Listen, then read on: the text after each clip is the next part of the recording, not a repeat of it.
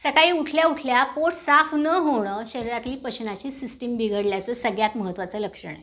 पोट साफ होत नाही आहे, कॉन्स्टिपेशन किंवा मलबद्धता आहे, औषधं भरपूर घेतली, खाण्यापिण्यात बदलसुद्धा केले, डाएट व्यवस्थित सांभाळलं, तरीही कॉन्स्टिपेशन बरं होत नाही आहे. आणि त्याचबरोबर पुढील 6 पैकी कोणतंही लक्षण जर तुम्हाला कॉन्स्टिपेशनसोबत दिसत असेल तर तातडीनं वैद्यांचा किंवा डॉक्टरांचा सल्ला अवश्य घ्या. 1.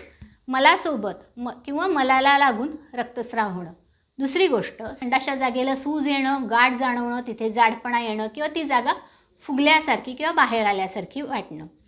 तिसरी गोष्ट, कॉन्स्टिपेशनबरोबर वजन कमी होणं, थकवा येणं. चौथी गोष्ट, कॉन्स्टिपेशन आहे, पोट साफ होत नाही, त्याच्याबरोबर सतत पोटदुखी पण आहे.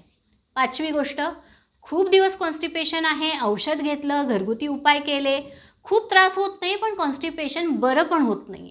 अशा वेळेला इतर कुठल्या तरी आजाराचा साईड इफेक्ट म्हणून तुम्हाला हे कॉन्स्टिपेशन झालेलं असू शकतं.